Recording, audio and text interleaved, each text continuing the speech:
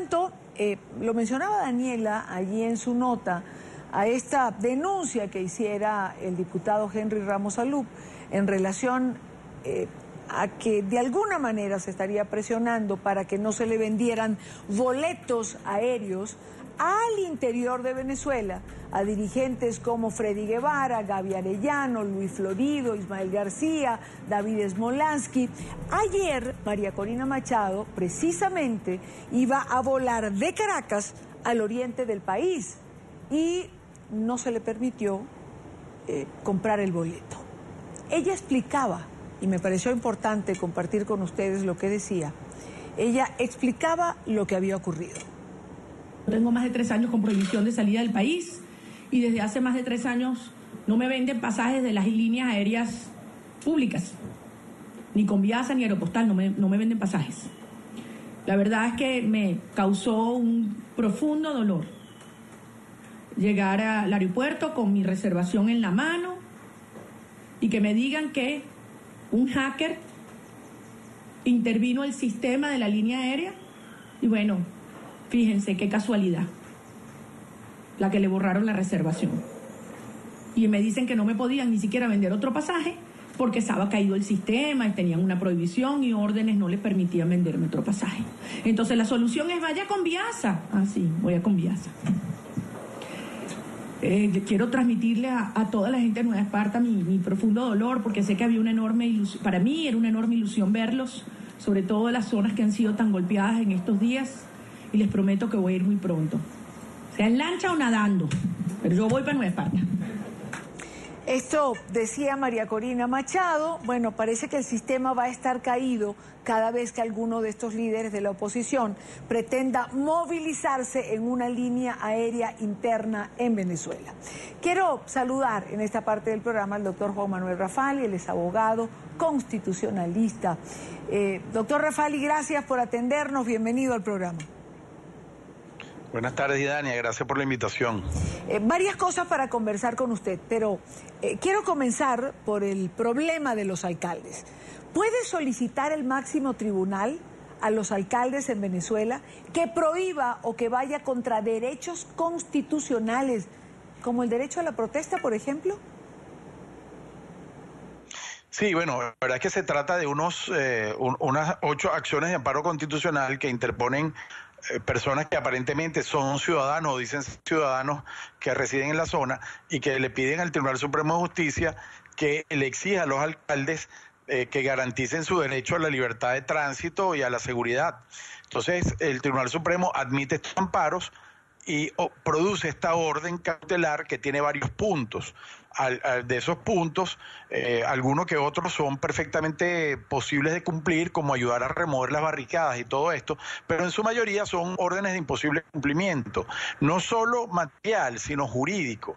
Y cuando hablo de material es porque, en primer lugar, bueno, los alcaldes no tienen apresto, no tienen el número de funcionarios ni el entrenamiento para manejar este tipo de situaciones. Con decir que ahí se incluyó al alcalde de Socopó, que es un municipio del estado de Barinas donde hay 20 policías, para que tenga una idea.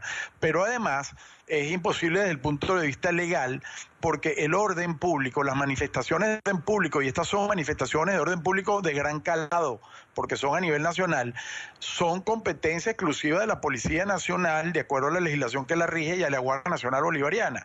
De modo que un alcalde no puede controlar las manifestaciones públicas, no tiene la capacidad física, material ni jurídica, y además, si tratara de evitarlas, estaría yendo contra lo que dice la Constitución, que es el de que la manifestación pacífica es un derecho de todos los ciudadanos. De modo que esto lo que hace es replicar el caso que ya se dio los alcaldes Escarano y Ceballos, que al final, por desacato a un mandamiento de amparo, pues terminaron detenidos una cantidad de tiempo pues como si fueran juzgados por un delito penal, porque evidentemente la ley de amparo prevé ese tipo de sanciones privativas de libertad. Pero esto es un absurdo. Además, Idania, yo me pregunto pregunto, ¿y por qué no le dictan a Jorge Rodríguez?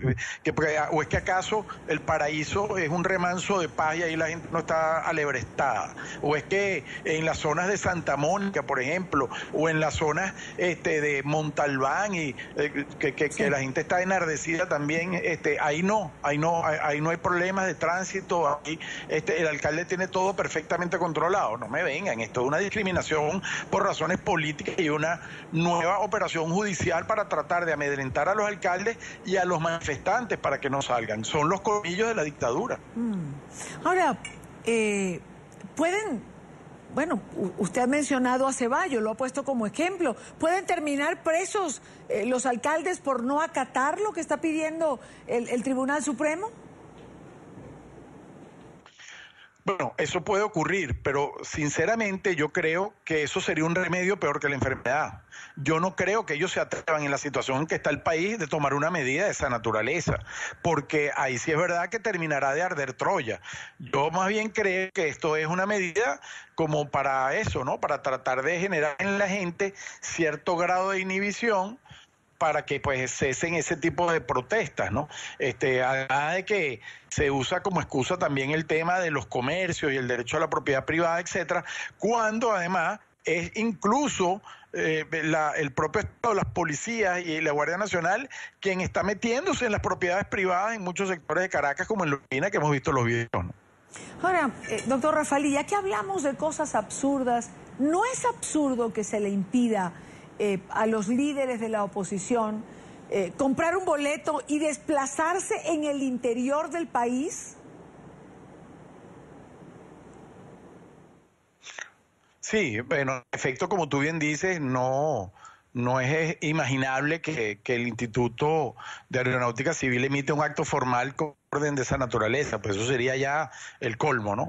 Pero lo hacen de una manera más perversa aún, que es a través de la amenaza. Entonces probablemente vendes ese boleto y si no baja al pasajero, sino que viaja, entonces no te dan probablemente permiso para taxiar o para salir a la hora, o te pondrán multas por retraso, o fastidiarán a todo el pasaje para revisarle el equipaje. Es decir, son vías de hecho para perturbar la operación de la línea aérea, y la línea aérea pues probablemente entre molestar a un pasajero y tener el inconveniente de los itinerarios de vuelo y la perturbación a todos los demás, opta por dejar en tierra a quien saben es el factor que perturba al gobierno. Pero en efecto eso implica una violación clara de la libertad de tránsito, pero más aún siendo políticos que van a hacer actividades políticas, también vulnera o cercena el derecho a la participación en asuntos políticos y el derecho que tiene a la comunicación y a la libertad de expresión en todos los lugares del país un político que va a vender sus ideas y sus opiniones. De manera que esto es una ensalada de violaciones constitucionales lo que ocurre en este caso, que lo denuncia Ramos Alup ahora, pero que también lo denunció María Corina Machado. Y este es el tipo de cosas que los cancilleres de la OEA el próximo 31 tienen que analizar, como tienen que analizar la represión brutal y lo que está ocurriendo a nivel de las protestas, donde no solo es el uso de probablemente armas de fuego y de ciertos elementos que no están permitidos, sino incluso los permitidos tú no las puedes utilizar con un grado de irracionalidad y desproporción tal que pongas en peligro vida humana. Sí. Ahora, doctor Raffaelli, quiero referirme también al tema que está sobre la mesa, que es el tema de la fiscal general de Venezuela, Luisa Ortega Díaz, a su intervención el día de ayer, a los planteamientos que hace, de alguna manera contradecir lo que se decía en torno al joven Pernalete, donde ella dice que efectivamente es asesinado por alguien de la Guardia Nacional, y a toda esta campaña de descrédito que comienza desde la misma noche de ayer, encabezada por supuesto por Diosdado Cabello. Sí, obviamente, eso es parte del crédito natural, ¿no? Incluso el presidente Maduro, a través de unas indirectas, el día que dio las bases comiciales del fraude constituyente también hizo algo parecido, ¿no? El punto allí, yo creo que lo relevante y por qué están reaccionando de esa manera, es porque les hace mucho daño a lo interno de la Fuerza Armada el que la fiscal diga eso y que quien está al frente y cometa un acto de esa naturaleza sepa que hay una fiscalía que va a ser capaz de hacer una investigación y de determinar la verdad, que fue lo que ocurrió ayer, con lo cual quedó desmentido el ministro del Interior y tuvo que salir esta mañana a las 7:30 de la mañana a hacer una cadena nacional, ¿no? De modo que esto les ha movido internamente el piso, ha sido pues una actitud de la fiscal que, entre paréntesis, no es un tema de valentía, no. Como tú dices, en un país normal, eso es lo normal que el fiscal actúe así. Pero en un país donde estamos viendo lo que ocurre, obviamente hay que reconocer el gesto de que la fiscal, cumpliendo con sus competencias legales, lleve las investigaciones hasta el fondo y señale quiénes son los probables culpables con elementos de convicción en la mano, como lo hizo ayer, con unos argumentos que realmente fueron incontestables, porque fueron al hombre y no al balón, en este caso a la mujer y no al balón, es decir, no dijeron que no era verdad lo que ella había dicho, sino que bueno, cuánto le habrán pagado, qué habrán hecho, o sea, así como cuando van contra el magro y no contra el informe que contiene todas las faltas a la democracia y a los derechos humanos que él revela, ¿no? Doctor Rafali, por último, quiero preguntarle sobre el Consejo Nacional Electoral y la intervención de Tibisay Lucena el día de hoy. Se dirige al país, explica o da el cupo por sectores gremiales para la constituyente y pone fecha para inscribir las candidaturas y habla además del cronograma electoral para la elección de gobernadores, como si en Venezuela no pasara nada. Sí, lo que ocurre en el fondo, Idania, es que este gobierno está tan débil que lo que le queda es reprimir y hacer locuras. Para que tengas una idea, que no sé si están enterados allá, pero mejor dicho allá, todos los puentes que comunican a la altura de Bellomonte, aquí en Caracas y en las Mercedes, la autopista del este, con la zona de la avenida Río de Janeiro, les levantaron las planchas para que la gente no pase. O sea, es decir, el estado de locura, de debilidad que en este momento es tal que los lleva a ese tipo de acciones. Entonces, en ese mismo espiral de locura que fue el que los llevó a salirse de la OEA, el que los ha llevado a reprimir brutalmente, bueno, se metieron en este callejón de un fraude constitucional. Y resulta que ha quedado más en evidencia que nunca que el Consejo Nacional Electoral es un ministerio de asuntos electorales, porque la señora Lucena dijo que para poder organizar un referéndum revocatorio necesitaba al menos 6 meses.